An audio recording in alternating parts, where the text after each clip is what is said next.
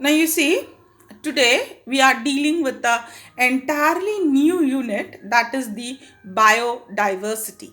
Now biodiversity, it was the term biodiversity was firstly coined by Edward Wilson. He was a sociobiologist and he popularized this term biodiversity. Now you know the very word diversity. You see, the very word diversity here, the word diversity actually means variation. So biodiversity, that means it means the total range of variation, the entire range of variation. That means variation in living organisms. See, the living organism has got an entire range of variation. It ranges from macromolecule to huge mammoth. If you see, just as a gross, you have the minute unicellular organisms, you have the huge elephants, you have the blue whales. Okay, so one blue whale is equivalent to 30 elephants, and one elephant is so enormous. I don't think that I need to explain how big an elephant is. Now, on the other hand, you have very small rats, moles, the anteaters, the minute birds, even the hummingbird you have, the eagle you have. You see that same species of different variety also you have. So that means you see genetic diversity.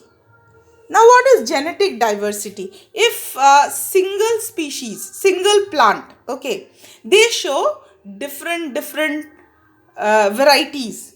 Now if you take the example of Rauwolfia.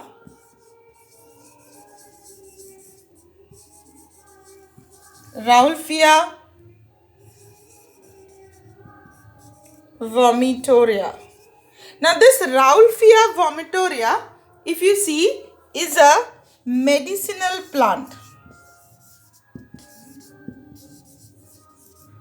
It's a medicinal plant.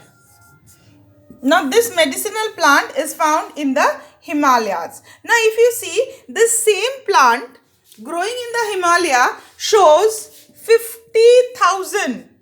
See the number. You have 50,000 different variety of this same Rauwolfia vomitoria. Rauwolfia vomitoria, it is a medicinal plant, and you see you have 50,000 of them. So that means it shows a great range of genetic diversity. Now specific diversity, species. You know, a single species shows huge range of variation. For example, the dog.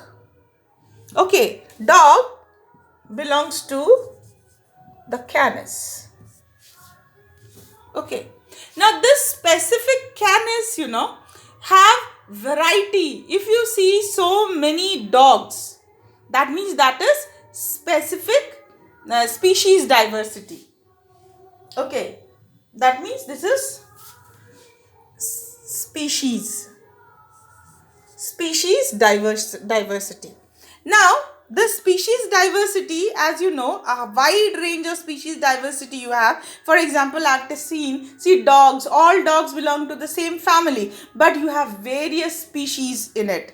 And ecological diversity, I need not explain in detail, because you know that geographically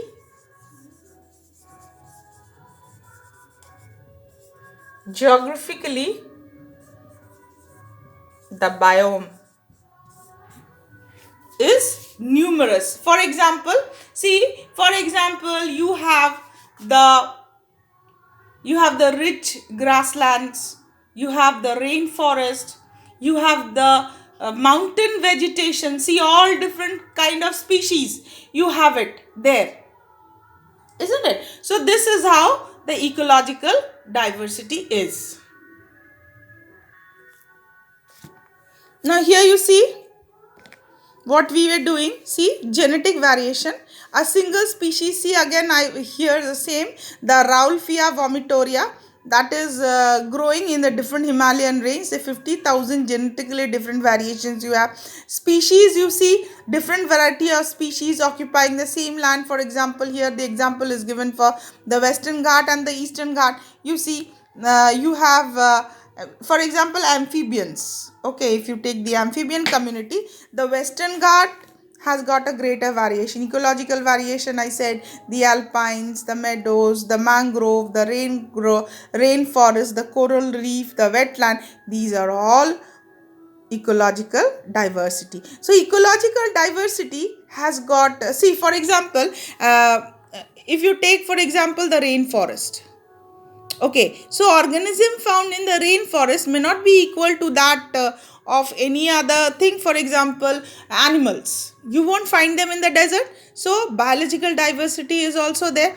Now you see, if you consider how many species and evolution, if you see evolution is a very important topic. Evolution means a total change that is going on the earth's surface leads to some kind of a speciation. That means development of a new species. The species may genetically get changed, geographically placed, then also it may evolve as a new species. So this theory of speciation or evolution of new species have started many years ago, when the earth was just changing, and it was nearly 1.5 million if you roughly estimate to that. So the earth started having species from there. Now earth what we are seeing today never had that. It was simply a mass of land that later broke down as we have the continents today. So we had many and many of plant diversity, animal diversity that has been taking places. Okay, now it is estimated by Robert May that the global species diversity is about 7 million. That means on earth we have 7 million different species.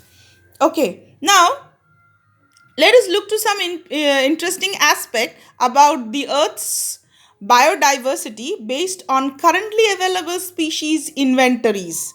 For example, 70% of all species, 70%, see, the 70% of all species recorded are animals, while plant algae, they are 22% of the total. Okay, so among animals, insects are the most species rich taxonomic group. Now, if you see, if we also know that arthropoda, that means insect family, that is the largest group find. 70% of the total animal you find belongs to these insect group. That means every 10 animal on this planet, 7 are insect. Again, how fungi species in this world is more than the combined total of the species of fish, amphibian, reptile and mammals. So, if you figure it out, see, this is very important. This I want to say. See, these are invertebrate phylum. This whole sector, okay, that means 3/4 of this is insects. Then comes the mollusk. Then the crustacean, you know what a crustacean, the shelled group of animal, the crab, prawns, etc. comes under crustacean. And then the small section, even human being also belongs to this orange section. Now here you see, if the vertebrates are considered, half the 50% of them are fishes. Then the orange section is again the mammals, the blue section is birds, green amphibian. So this is how the pie chart has been shown. Now if you see the fungi and other plant group, you see the fungi, nearly 50% are the fungi.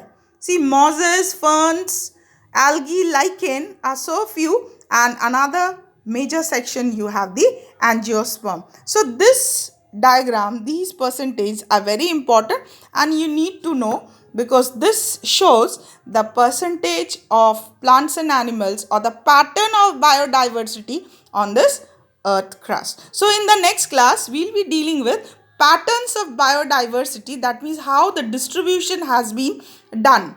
Okay, so we'll deal that in the next class.